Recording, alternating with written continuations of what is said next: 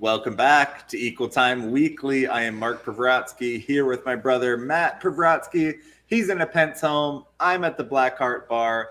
Today we are going to break down Gopher and St. Thomas seasons as they have their opponents coming up to round out their non-conference. We have the Northern Sun kickoff for one of the nation's premier D2 conferences that we like to highlight here, the NSIC. We'll talk a bit about that. And then Matt did a piece just this last week to talk about a thought experiment on Summit League expansion. We've seen conferences change and move, and we are in another realignment time. So a fun little experiment to talk about there, and then some of the games you can catch this weekend.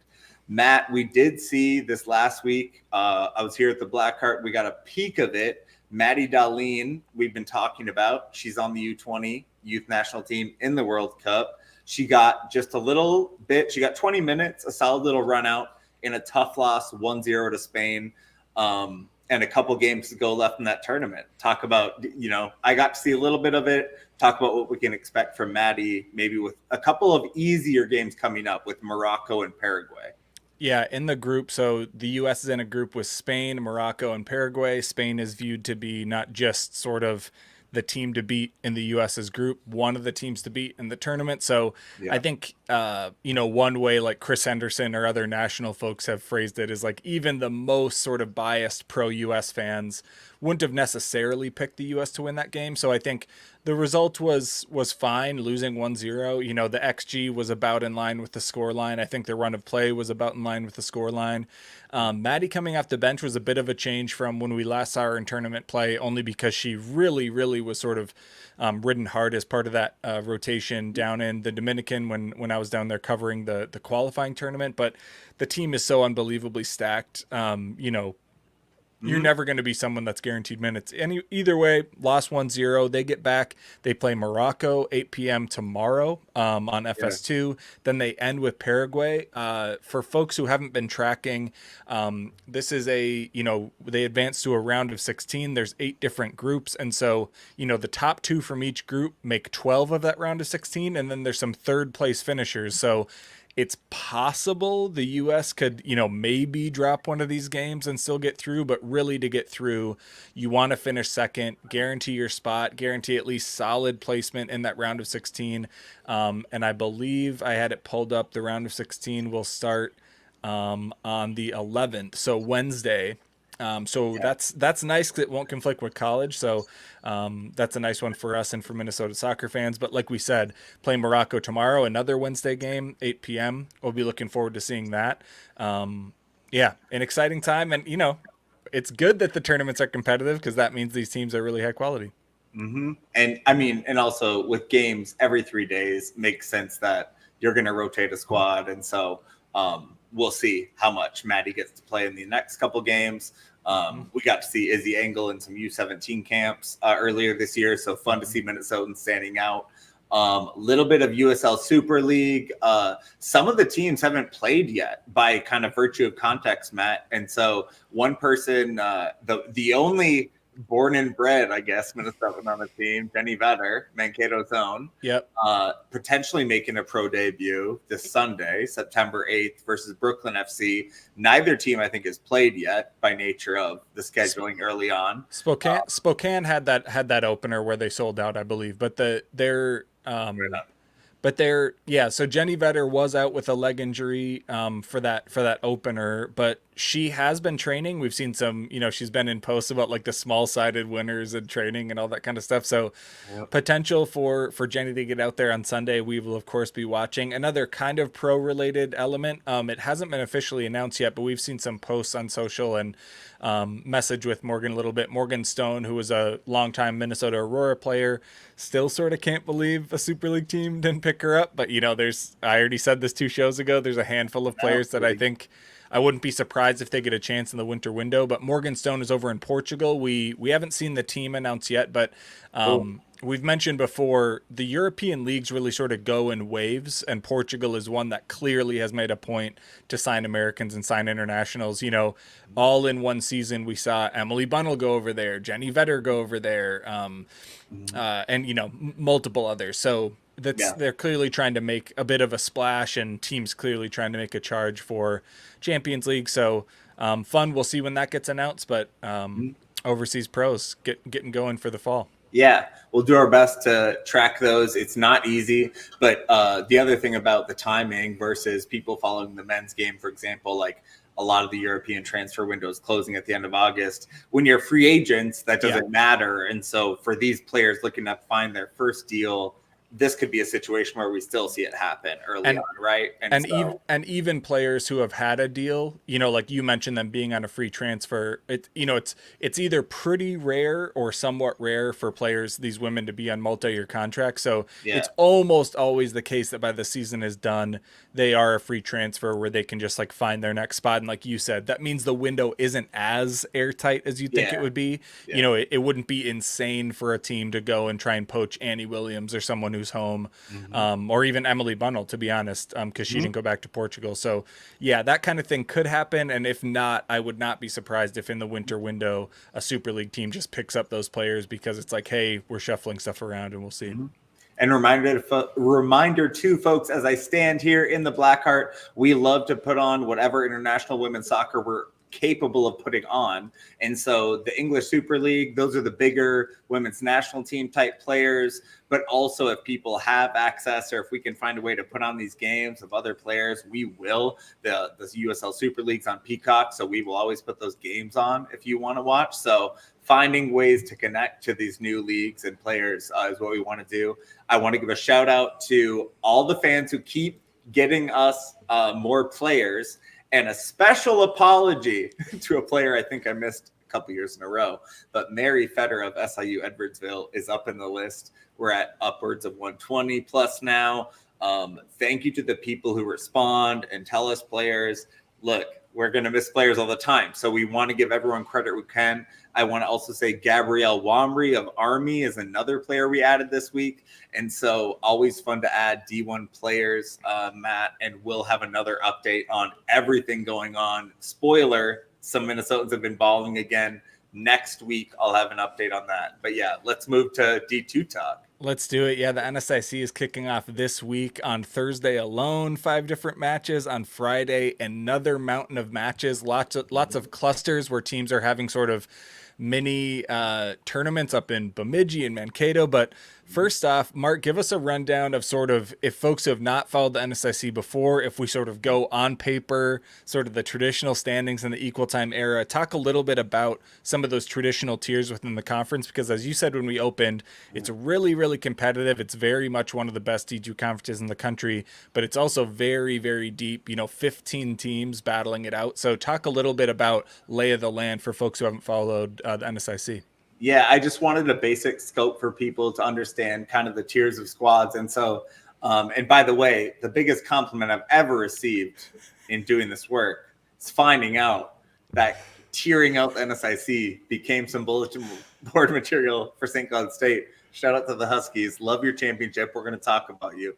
What I did this year was went through the conference points the last 3 years because post-COVID, there was a break in 20. And so it's a pretty good break knowing that all these squads are made up of that history of players who are there from the last 3 years. And so no surprise. But Matt, could you guess who are the top 2 teams in points from NSIC the last 3 years, Matt? Yeah, if we're talking the last 3 years, it's got to be Mankato and Bemidji.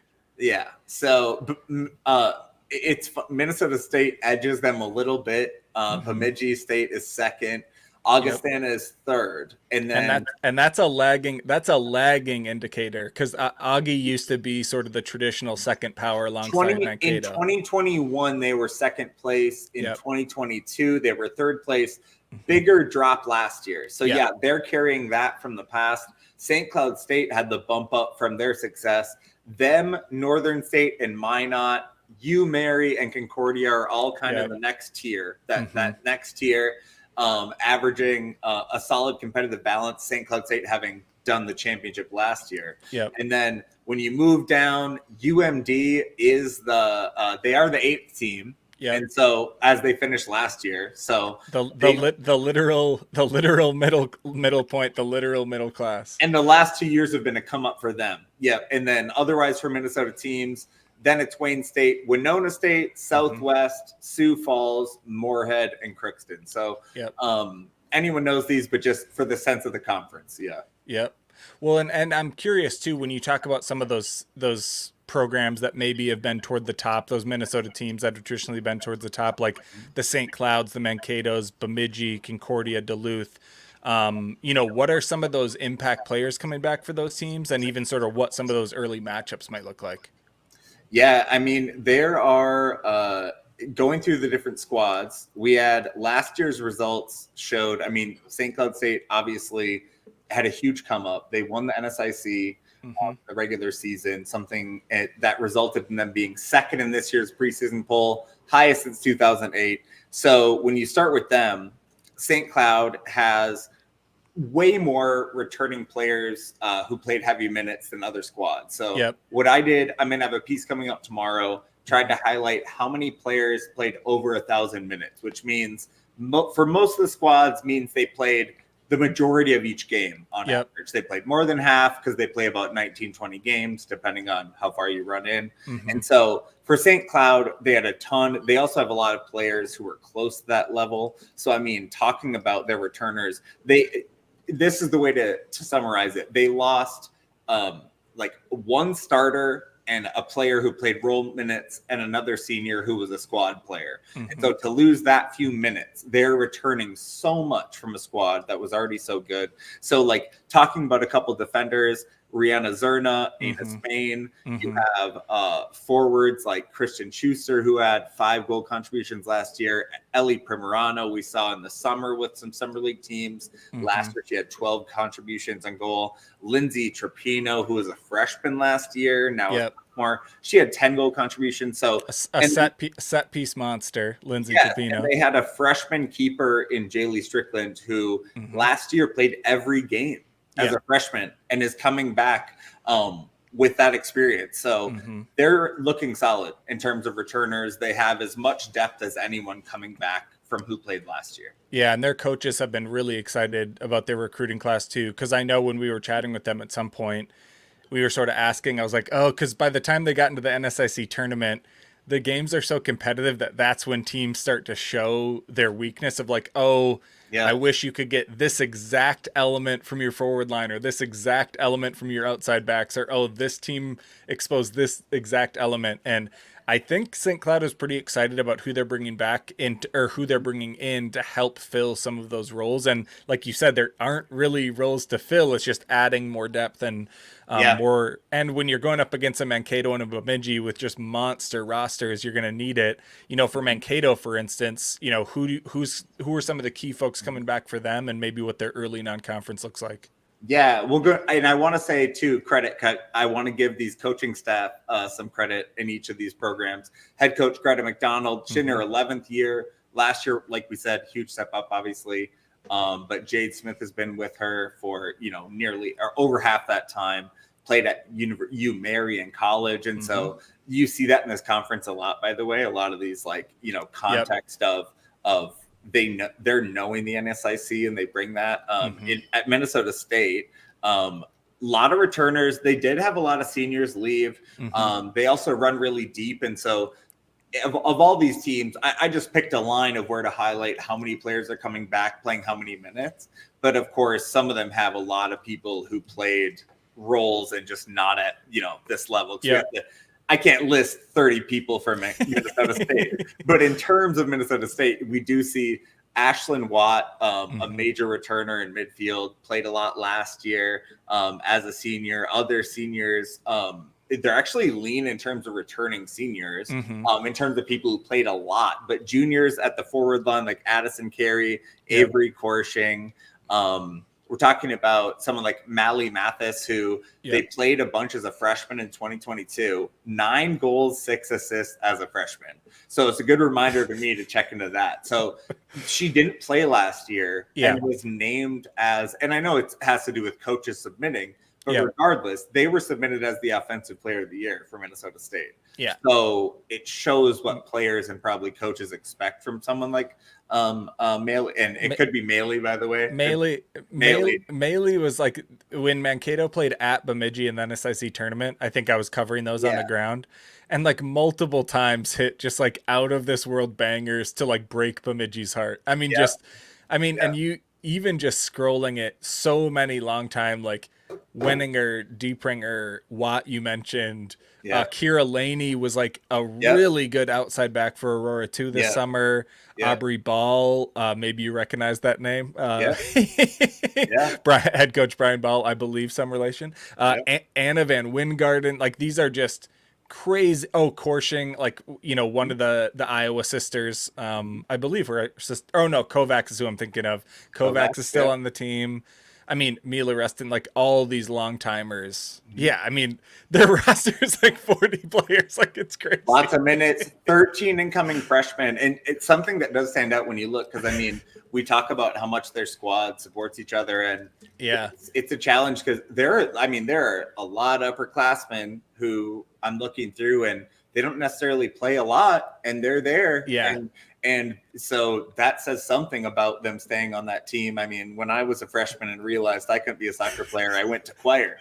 So they hang around and they're squad members. So they're also, of course, with Minnesota State, they always basically have the toughest non-conference slate scheduled. They always have ranked teams. So this Friday they're playing Emporia State at home. They're hosting a round robin. They have West Florida.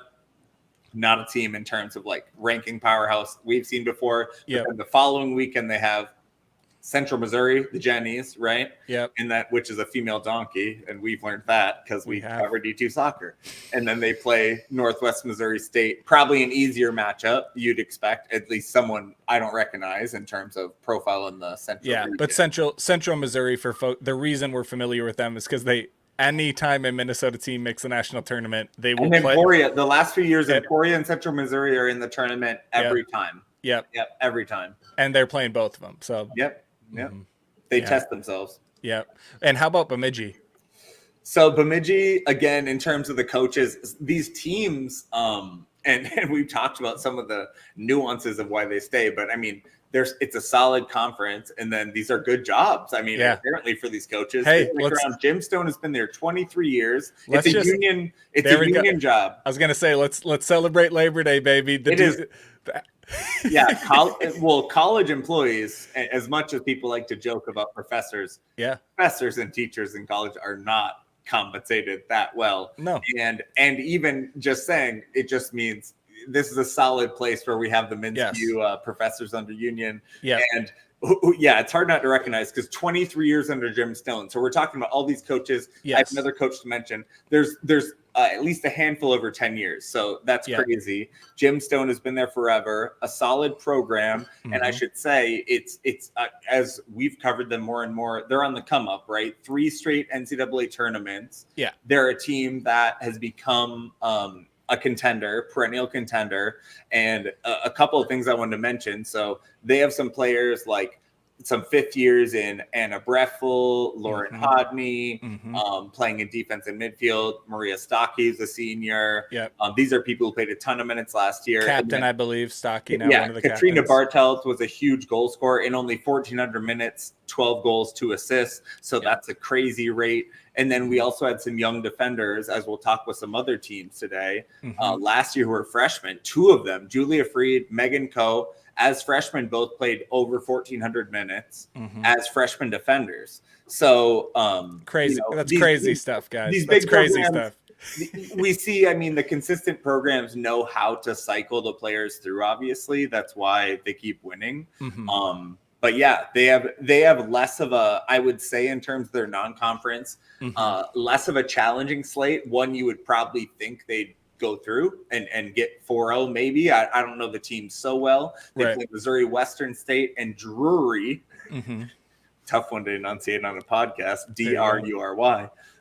As home games this coming weekend. And then next weekend they play at Quincy and at Upper Iowa in another like localized tournament. And so all games you would expect the Beavers to win. Yeah, especially if they're taking care of business, should be a slate where they can come into conference on a roll. And the other two Minnesota programs we talked about earlier as sort of traditional top half of the league teams, Concordia and UMD. Tell us a little bit about them. Yeah, Concordia, to try to be efficient about it. I mean, so one of the players they lost, someone we had talked to at one point, at least last year, was Katie Anderson, who had 16 goal contributions last year, a longtime standout for them. She left. But there's a bunch of seniors with, like I said, the threshold of playing over half the games with over 1,000 minutes, and there's other players. But there's a lot of seniors on Concordia as well who did play a lot. They just didn't meet that, quantifiable list I was trying to make. And so they have a lot of experience compared to other squads in terms of seniors and playing time. So talking about, there's two senior defender midfielders who Haley Rudebush, Sydney Montana, and then we talk about a couple other midfielders, Brittany Bordson, Sophia Haas, who played a lot. And also it's the thing is that not a lot of those role players scored a ton of goals. And so it'll be, I think, about, who fills in the goals for them. But Concordia, competitive last year, had some good tournament play, but they've been on the periphery, right? And so it's like, we want to see if there's something that makes them kind of step out and make that step up. Although they went in and got a win in Mankato in the NSIC tournament last year. And that's why we got to see them at St. Cloud by the time it was the knockouts or the advanced rounds. And so that's, no, it's a huge thing to hang their hat on. And we'll talk about the tournament a little more. But they beat Mankato in the opening round as a 7 seed. And so I believe what we will now dub it the Wire Cup. Because we were calling one game and we were driving home and we had the stream up on Mark's phone and the play-by-play announcer kept counting how many times the ball hit the wire in the dome. And I think it hit like 11 or 13 times or something. And he kept, how do you not call attention to it? But he really, really was calling attention to it. So the Cable Cup, let's call it the Cable Cup. Yeah, Cable, yeah. And their name too, I'm just scrolling their roster. So many names that jump out at me of just like long timers. Like I think you mentioned it, but maybe like Abruzzo, Vasic, Ponsonby up top, just like really long time names for a quality program. And they're really on the road for the non-conference. For us, we're provincial people, and so I was looking, when can we see Concordia? It's the closest D2 games I can see. Right. They are on the road. They're at Texas A&M International, at St. Edwards in Texas. They're at Nebraska Kearney the next weekend, and at a neutral site in Nebraska, also playing New Mexico Highlands. And so thus is the nature of the non-conference games. And so we'll certainly watch. I know we do have a lot of fans who live in the Metro. And so in terms of games that we can see locally, we'll certainly watch out as the conference moves to all the local scheduled games. Yeah. And how about Duluth? So UMD last year, like we said, they made the tournament last year. And they're a team that lost, in terms of talking also about like a senior loss. Jackie Jarris had 8 goals and 6 assists that last year. A perennial performer in the midfield, I would say. But I will say also, for people who watched our summer coverage, Superior City coach Aaron Blanchard joined as an assistant. He was coaching at Northland College. Unfortunately, for people in the upper Midwest, it looks like Northland is not. It definitely don't have sports, and maybe not a college. So we don't know. Shout out to them, a great liberal arts college and a beautiful campus in Ashland. We'll see what happens with them, but he got picked up there. Obviously a connection, which they did have UMD players performing this summer on that team. And I will say, we referenced the longevity of NSIC coaches. Greg Kane he was the first D2 coach in Minnesota, because it was the first team in Minnesota at D2 soccer. 31st season. My God. Greg. It's crazy. We'll talk to Greg at some point, because how can we not? Not just because of longevity, but folks know this about us. We do not go out of our way to highlight men on these shows for somewhat good reason. It's 2 goony white dudes hosting the show already. But I will say about Greg, when I talk to anyone in the NSIC, anyone, I've never heard a single negative word about him. I hear positive things all the time. Yeah. Women coaches in the NSIC speak highly of him. Yeah. Jackie, when she was on and talked to you, like spoke so highly of him. And for a couple of guys who grew up in northern Minnesota, to see someone like putting that much into the game, because guess what? 30 years ago, like soccer already doesn't have that much shine up there now. Think about it 30 years ago, like when Yeah. Mark and I were kids. And Yeah. so huge props to Yeah. a coach investing that much in And by the UMD. way, coaching for 30 years at a school where hockey is number one by a mile, Yeah. football is way ahead of, and then as any school, Yes. and then you're the soccer coach.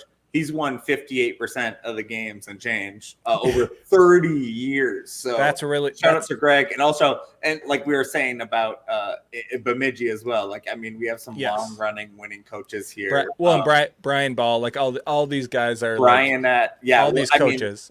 Brian, I mean, yeah, and at Minnesota State, just so you know, Brian, I mean, I do look up your numbers. It was 5 regular season titles, Yeah. 7 postseason titles, 12 tournament berths in 12 years for Brian Ball at Mankato. Yeah, At crazy Minnesota State, sorry. crazy stuff. In Minnesota State in Mankato. So, yeah, I mean, Crazy stuff. it obviously programs benefit from keeping coaches developing it. I did want to say about UMB as well. One of the nice things about these regional programs is TV coverage. So I was watching some WDIO, which is the local ABC affiliate in Duluth, and talking about that 30th anniversary season for Greg Kane, and also interviewing forward Anna Tobias, who we should have on next week, if not next week, sometime this season, an impact forward for UMD. She said, we want it to be ring season. We obviously want to make it further than playoffs, get a ring. That's our goal. We're putting that into our team and every other team here saying ring season. Ring season. Let's like do that. it. Go I grab like a that. ring. It's a good goal. I mean, they're a team that makes the playoffs. So yeah, go get the NSIC ring. Their non-conference games, they only have a couple. They're doing the Michigan. They often with Bemidji also will do the Northern Michigan squad. So they're hosting Northern Michigan Thursday at 6, and then on Saturday they're hosting Michigan Tech. So those are their only 2 non-conference. Yeah, just wow. I mean, just so exciting for the NSIC. I mean, we say this all the time and maybe we sound like a broken record, but like you can't take for granted how high quality of D2 soccer we have up here. Like this does not exist in every part of the country, even within the central region. I think the NSIC could be viewed as like a real gem and just a place where really high quality programs come out. I'm just scanning the UMD roster. There's like multiple transfers coming in there. You don't hear about D2 as being like a transfer portal player, but really, someone coming in from Idaho State, someone coming up from Augsburg, someone coming from Northwest Missouri. I mean, even someone coming from Mankato going to Duluth. I mean, so it's just this is a place where like there are serious players. They are really fun to watch. Definitely go check them out. Mark has his piece dropping this week. Yeah. By the way, one of the coolest things about following the NSIC in modern sports times, we have to subscribe to so many streamers, and some are worth more or less. We'll talk about ESPN Plus with college games. I do watching on Paramount, Peacock. Mm-hmm. It's exhausting to buy all these. D2 soccer is one of the last bastions in our conference. It is free. It's rewindable and rewatchable. It's on demand. So we have a hard time getting highlights of certain teams that we don't, because we have to spend money to subscribe to these things. So if you're like sitting there bored and you're like, well, I can look up, you can watch all these games. And so it's rare now. It's becoming rare. And it's a huge credit to the NSIC conference staff and these university staffs that the broadcasts are like, they definitely hit the mark of being like, they are solid, like they are watchable, they are good, but also to make the point of having an on-demand library for all these games is like that matters. And it's frankly the exact choice I would make if you made me commissioner of the NSIC. I would say make them accessible, make them high quality, make them user friendly, because when you're in D2, you're in the audience expansion game. Like you are not always in the monetization game. You want to grow your audience. And so huge props to the NSIC for doing that. Huge props to all the colleges for doing it.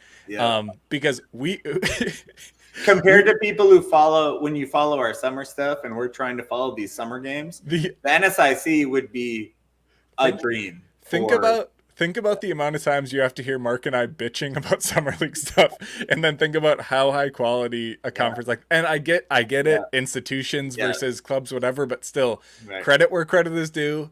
Yeah. It is. I think without a doubt the easiest conference for us to cover. It's probably not even remotely close. For sure. So, yeah, and for the Summit League folks, we'll mention some games later. Oh yeah, it can, if you're going to watch multiple teams or you want to. Midcoast Sports is a good deal too, but it's an extra thing. They are the Summit League is for sure second easiest with a bullet after NSIC, and that's just because there is a paywall. But there's a paywall for a reason. There's good high quality streams. Yeah, you got it. And those games are on demand as well. And like Mark said, they're run through Midco, which is sort of like a Dakotas based, really high quality sports network. Right. So huge shout out to, we'll get to Summit League later on. Yeah, we'll get into it. Let's move into, let's talk the two D1 teams. Let's talk Gophers and St. Thomas. We'll get into Gophers. They went to Milwaukee. Mm-hmm. Not an easy trip.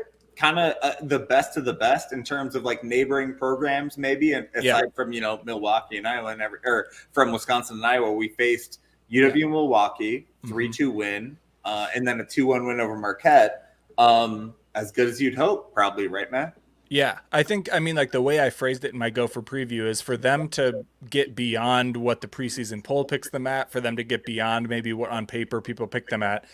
They can't drop any of these like possible wins. They basically have to get every possible win. And that sounds so simple, but if you followed college soccer and you followed our coverage, teams drop games all the time because it's 2 games in a weekend. You have classes, you have travel. It's not easy. And so huge results for them because that Milwaukee game was gritty as hell. Yeah. There were multiple PK calls in both directions that went the wrong way for Minnesota. So Kate Childers had a foul on the edge of the 18. It very much can be a PK call. I'm not saying it can't be a PK call, but they both call a foul and say the contact was in the box. So that's a PK that Milwaukee converts. Towards the end of the game, there's like one of the most egregious pull from behind, like jersey pulls, where Milwaukee takes down Kaya Harper, and then the keeper also bashes Caroline Birdsell. And so it could have sort of been even multiple cards, maybe. Nothing is called, not even a foul, no PK. So I only note those to say, in games that are that tight and games on the road, like for you to go in and get a result as multiple things like that don't go your way, that just shows a lot of grit, shows a lot of belief, but also, frankly, you can't really talk about this year's Gopher team without just saying they are finishing better. Like it just is, they just are finishing better. In my season wrap up last year, I did a rundown of all the different sort of the Aaron Chastain years, and they consistently have sort of scored below what their XG is. So they're sort of just not finishing chances they're creating. This year, not only are they creating more chances, so increasing their XG from just below 2 goals a game to just above, they're converting way above. And so last year they scored 1.5 goals a game.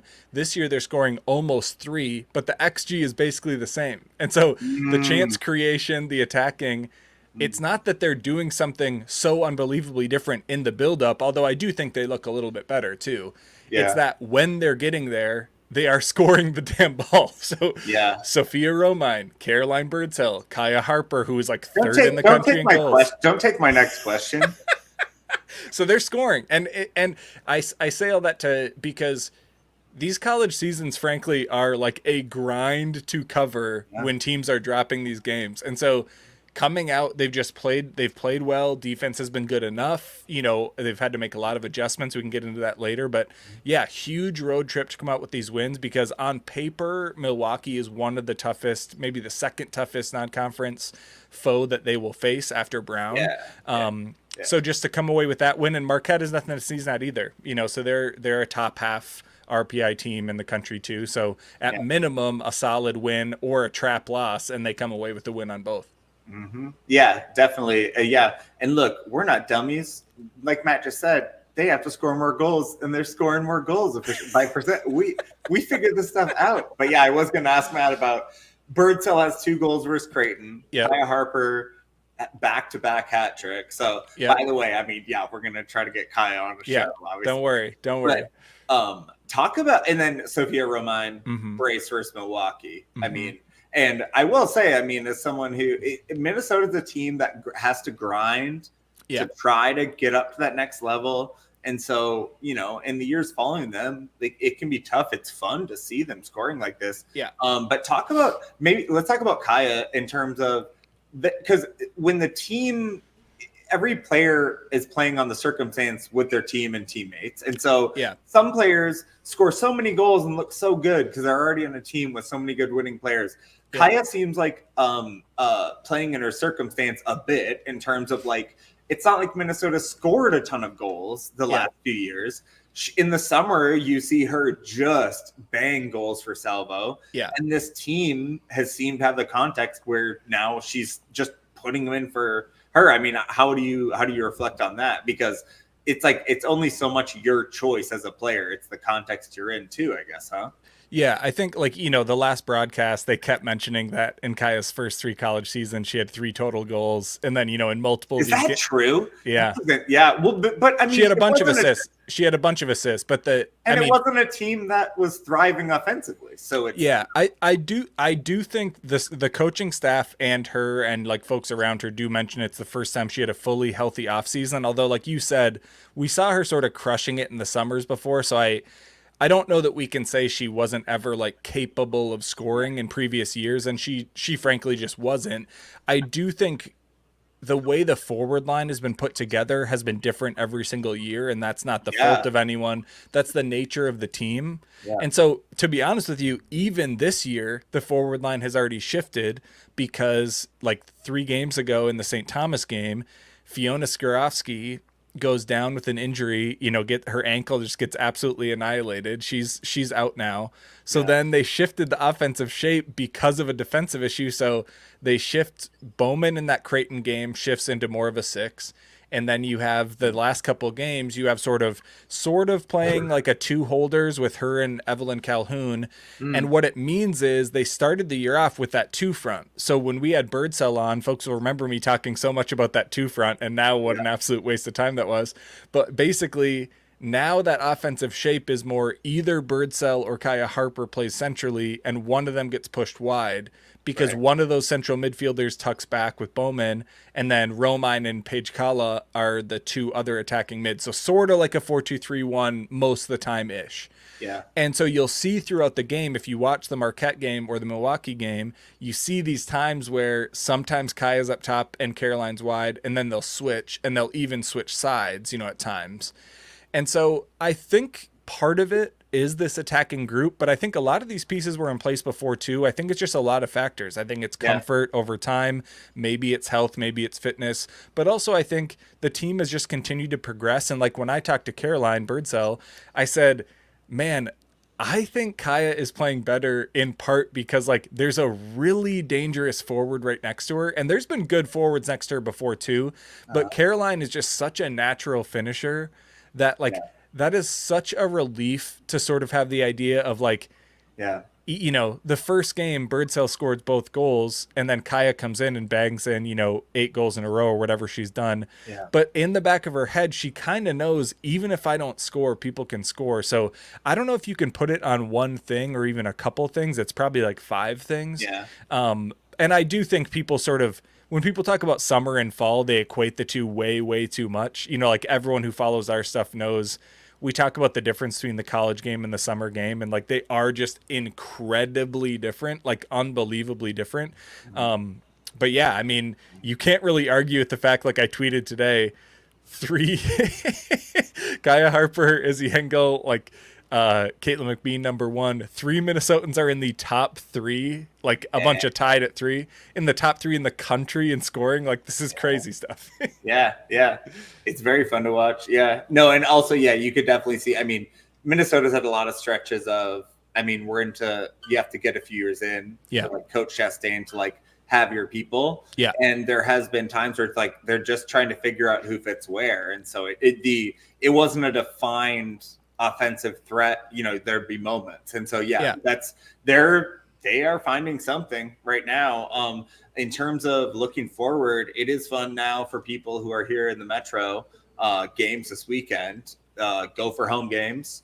winnable games, but also competitive games. Yep. So home versus Army on Thursday. First time, Army has 4 Minnesotans. Yeah. Now that we have our full complement with one run there. But a game the Gophers should win, but they're a solid team. Just talk about that. Talk about, what do you expect on Thursday? What's your prediction for the score? Yeah, I think Army comes in. They're a team that really puts up goals as well, a couple goals a game, and they only give up, a goal or less per game. So they're about as similar to Minnesota statistically as you can find in terms of like possession, passing, XG. I put out a tweet today with some good scouting info in there.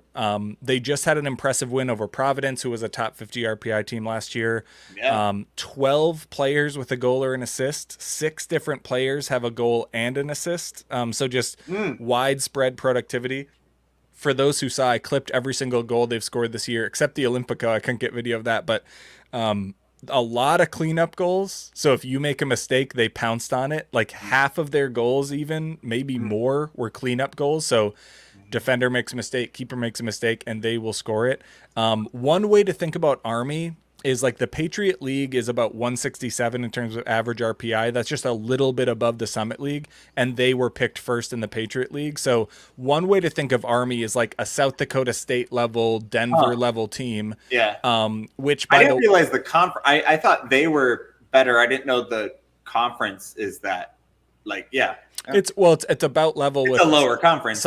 Summit League is 11th in the country. Patriot League is 10th out of about like 30 plus. So both quality conferences. And I only say that to say like that level of team is precisely the level of team that has like broken the Gophers' hearts in non-conference play before. So a really good level where you have to play well to win. And then Brown comes in. Brown a higher level. They were in the tournament last year. We talked about, we're hoping sometime, by the way, we'll send messages out. If anyone knows Claire Gagney, Claire, we'd love to talk to you. She transferred from Brown, being now a standout, huge player at Brown. Yeah. Is starting at UNC, every game it seems like so far. But anyway, she's not there anymore. But Brown, a very solid team. Yeah. The Gophers have a good mix of non-conference. Talk about, obviously hope for them to win, but that would not be that's a tough game. Yeah, Brown, led by head coach Kia McNeil, like a really long time quality program. On paper, the single hardest non-conference game the Gophers will have. Brown is sort of the exact opposite of an Army. They only put up, around a goal a game, but they only give up. They're very stingy on the opposite end. So I think they want to really control the run of play and really defend well. But to be honest with you, this early in non-conference, it's also tough to sort of build that statistical profile too. But it's going to be, Brown is going to be a really, really tough game on Sunday. But again, could end up being sort of a crown jewel non-conference win if they can come out on top.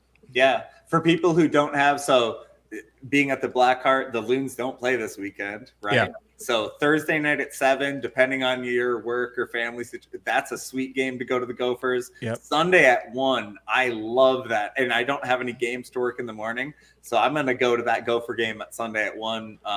Really cool to get that opportunity. And then we'll have, not this weekend, but soon we'll have some more St. Thomas games like that. But yeah, so for people who are wanting to get an itch, that's the spot, man. One of the best places to watch a fall soccer game. We're after Labor Day. We go to the Robbie.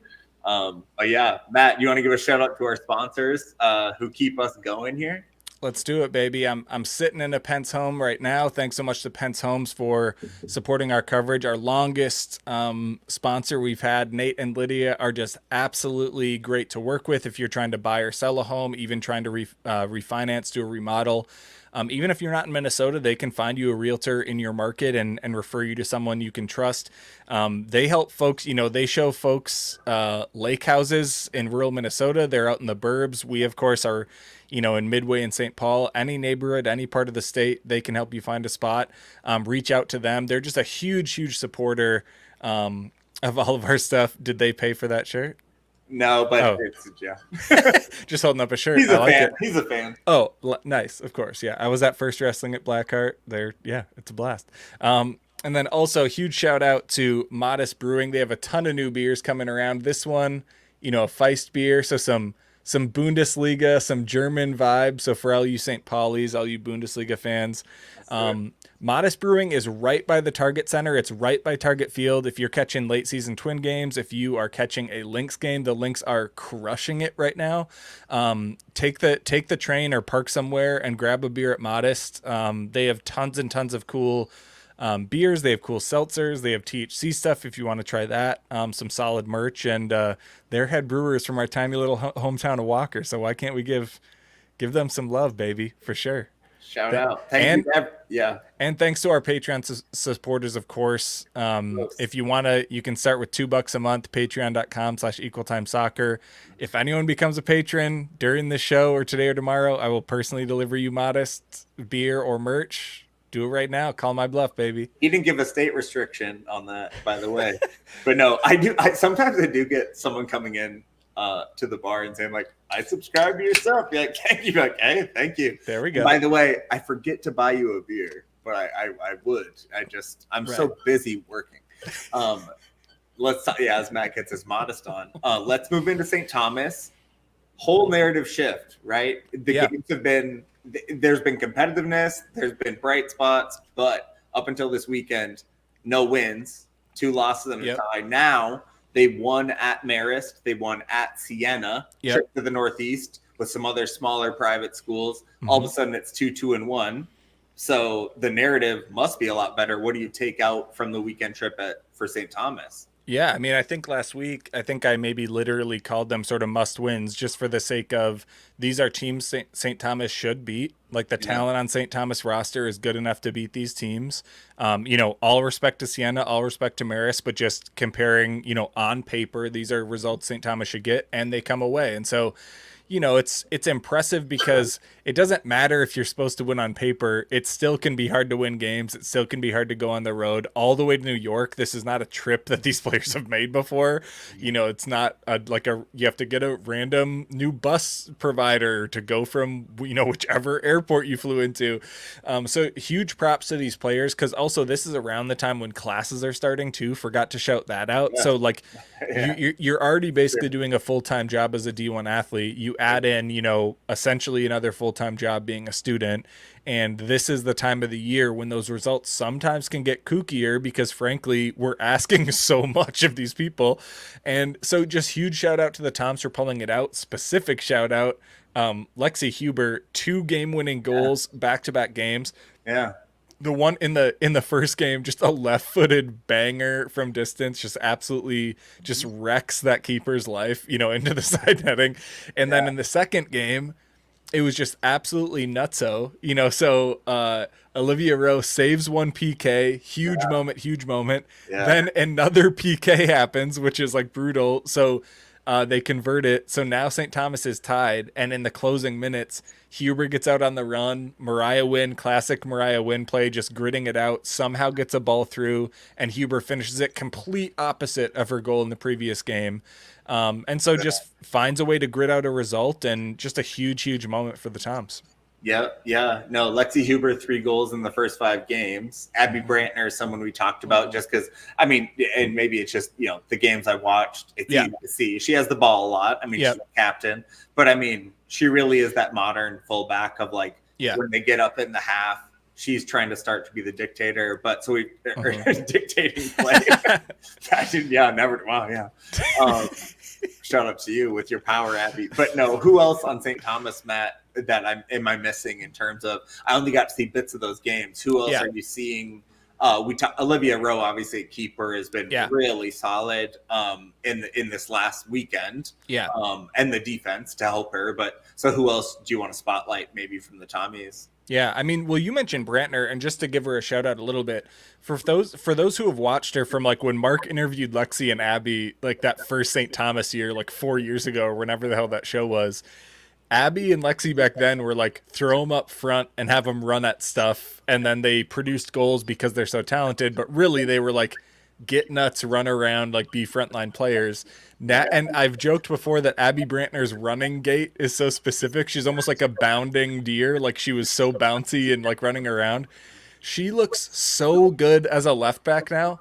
So good. She's like you said, a modern, tall, athletic left back who's just so composed back there, so good with the ball at her feet, had some really, really nice free kick service. Actually, her free kick service is what unlocked Lexi Huber's goal in that first match this last weekend.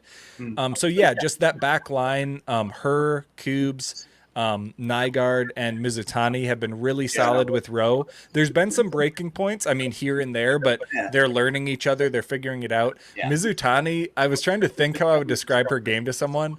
She's sort of like a stretch four in basketball because she has good positional size. She's tall, but really it's just like her outside touch. Her long balls are just so lethal. And so she's just really good from there. We've finally had Cameron Rintoul get back in the mix. She was working back from an injury. You know, the entire midfield is really, really stacked in the middle for them. We finally got to see some McKenna Lehman, and she rewarded the team. She scored in like her first touch or like close to first touch-ish. So it's a really good, interesting group up there. I mean, some of these young players have some real chops. Melina Knowles, Carlson, Nygaard I mentioned. I'm honestly forgetting some. There's multiple fresh. There's rotate a lot. And well, they've been rotating a little less this year too. So it's like a huge shout out to the players who have seen some time, because there's still a mountain of good players who have not seen the field just because it is really competitive. But yeah, I mean, St. Thomas has, I think they need to sort of keep this momentum going. You know, they have a tough game coming up at UNI, and I know we'll talk about that, but that's a really good test for them. Yeah. I mean, shout out to having, if you have a D or a basketball player on your back line, you should be pretty good at soccer. Mixed metaphors maybe, but I like it. Doubling up on metaphors, but they do, like you said, they play Northern Iowa this Friday at 4 p.m. So come to watch that. It's on ESPN Plus. That's the nice thing of some of these regional teams with a lot of Minnesotans are on ESPN Plus a lot. I'll do a little plug for that later. So we'll be peeking in on that, and then they have a kind of easier regional lower level game against a college called Viterbo. Viterbo. I mean, look, an NAIA school in La Crosse, Wisconsin. They're in the Chicagoland Collegiate Athletic Association. So we will stay plugged into them. But yeah, we'll talk a little bit about all the games to watch this weekend. Matt, one thing you wanted to peek in on, something you did this week, a piece on in the landscape of college conferences, right? Matt's got to check something. What's he doing? He's got to get something going on. Oh, we got some dog situation. That's Bounce. We got some equal time dogs. But no, so in the context of all the modern college expansion, right? Big Ten, SEC, everything's moving, driven by football and basketball, a lot of football, but we're seeing all these conferences move. And so Matt kind of had a thought piece on what a Summit League expansion would look like. So just Matt, where did the idea come from to talk about that? Maybe I gave the context for it. I can't hear you. I think. I always think about junk like that. I mean, I constantly think about, like, even the NSIC is at 15 teams, and they're adding Jamestown, and that's how they're getting to 16. So anytime there's sort of a gap right now, the Summit League's at 9, and so when I was doing all these coach interviews, the Summit League had us do sort of a rundown with every single coach outside of the recorded segment, just to pick their brain. I would be like, hey, who do you think could be? And just fully off the record, like, who do you think the Summit League might add to try and get at least to 10? And each person had a different answer. And so it made me sort of think, I was like, well, why go to 10? Why not just think about like what this could be if it was just a big monster, Midwest conference? And part of the thinking came when we started covering more of the Minnesotans playing D1 and realizing just how much overlap, if you made a shape of each conference's member map, there's so much overlap, not just between 2 or 3, but sometimes like 4 different conferences in the Midwest. And so it really made me think, what would it look like to have some consolidation? Because the other thing that's happening with some of this like conference change is, you hear about the big time, Power 4 conferences that are going coast to coast, but that's not really feasible for sort of non-revenue sports, quote unquote, Olympic sports. And it's not really feasible for mid-majors. And so I thought, why don't we think about sort of mid-major conference alignment in sort of a fun way, speculative way. Yeah. And if we did it entirely based on women's soccer, what could it look like? So I think people saw the map. I could maybe try and pull it up too, but yeah.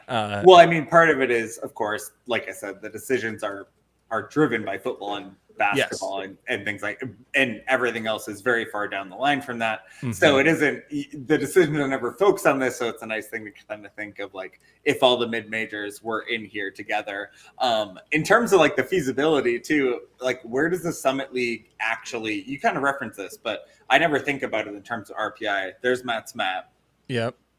But where does the Summit League actually stack up in terms of the other conferences in the country in terms of thinking of how they would combine?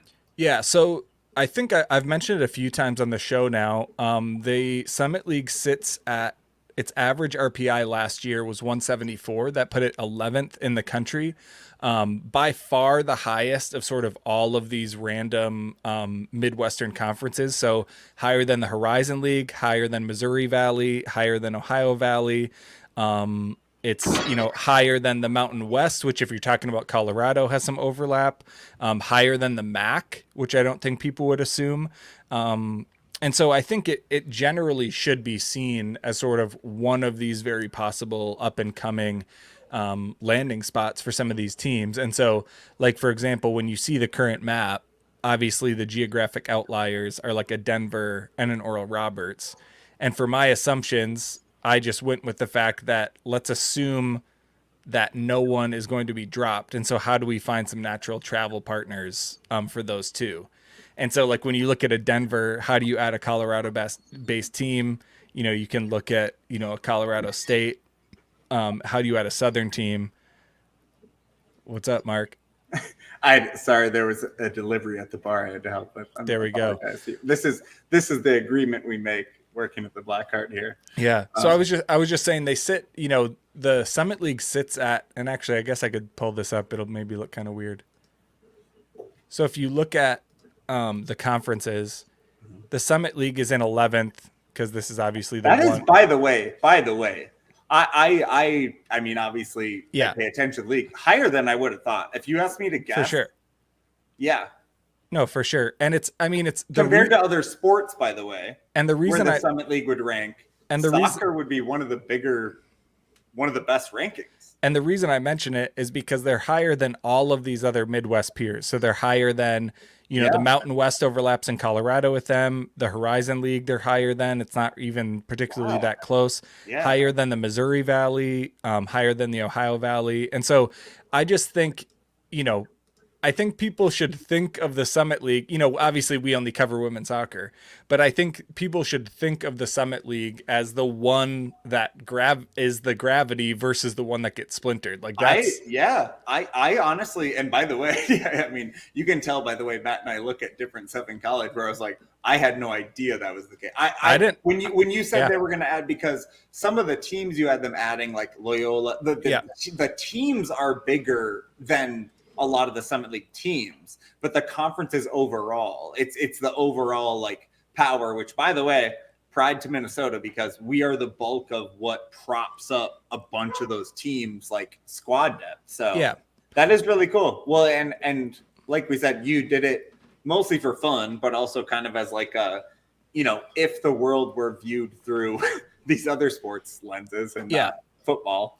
Although I was going to ask you, like, I just had a thought of like St. Thomas plays Summit League like opponents in their football, like Pioneer. And it's like, I don't know, it's like maybe there's some St. Thomas association that brings in a potential school as well. I don't know. The small Catholic schools, I don't know. And even when I was writing my piece, I did have to say, I didn't include, Marquette is Big East, but like I didn't include DePaul, even though DePaul is a higher RPI than Loyola. They're not gonna move. I sort of assumed the Big East teams would be more likely to stick with each other. Again, I apparently broke that rule with Marquette. They've been in different conferences. Yeah. So if a different thing occurred, if Marquette didn't come, then you could also add a Drake, because Drake, I think, is in the Pioneer League for football. And we love Drake. And so I sort of assumed St. Thomas's travel partner would have to be either UNI or Drake. To be honest with you, UNI and Drake would be natural travel partners for each other too. But I mean, that'd be a dream. Yeah, that'd be great. Yeah. But otherwise, I mean, the big RPI gets in this proposal are Milwaukee is very strong, Mhm. Colorado State is pretty strong, Valparaiso is strong, Missouri State is pretty strong. Loyola and Marquette are like lower-ish, but actually they still help bring it up. Oh, for sure. So yeah, I mean, the main thing I would just talk about is like I think there's probably we maybe are overstretched having so many Midwestern conferences, but I'm not someone who gets to decide, which conferences should exist or not. Not yet. Um, but yeah, I also think it's fun. We're some of the only people talking about these conferences and these schools. The truth is, if there was a more mature like sports landscape, there would be other people joking about like, oh, who should the Summit League go after? Oh, who are the best basketball teams in the Summit League? Who are the best volleyball teams in the Summit League? Football, Yeah. like you said. So I think part of it also is just like giving some shine to the fact that like if more people talked about women's soccer, there would be other people who had opinions on this too. If there were a real movement, honestly, it probably would be for basketball because Yeah. Summit is, aside from, the teams that play basketball, but they don't have football in the Summit League, basketball is the place where those programs like the Dakota schools really actually get a shine. So actually adding teams, if there were real additions to the Summit League, Yeah. it would probably be based on basketball programs. Yeah. And so you never know. We got to watch which one of these schools shine. But yeah, Matt, should we close it out? I can go through some games for people that they can actually watch this weekend with some Minnesotans in them. Yeah, let's do it. All right, let's do it. So on Thursday, tomorrow, or 2 days from now, Thursday, ESPN Plus. We go through the easiest ones we can. If people also know if there's some teams playing on a streamer we thought was hard, I mean, we see Flow Sports with East Coast teams. We see other ones. ESPN Plus is just the most common denominator. So Boston College, which has Andy Barth and Paige Peltier, they play Cornell at 5 p.m. on Thursday. Penn State, like Matt said, Caitlin McBean, one of the nation's leading scorers, plays Princeton at 6 o'clock. The leader. And they should win. I mean, you would expect maybe Caitlin would get a goal in that. And then Wisconsin, with their handful of Minnesotans, hosts their rival UW Milwaukee, 7 p.m., where we have at least one freshman there at Milwaukee. Friday, St. Thomas plays Northern Iowa. Like we said, ESPN Plus, 4 p.m. If you're it is away in Iowa. So if we have fans in Iowa, you can go to that one. Otherwise, catch it on the TV.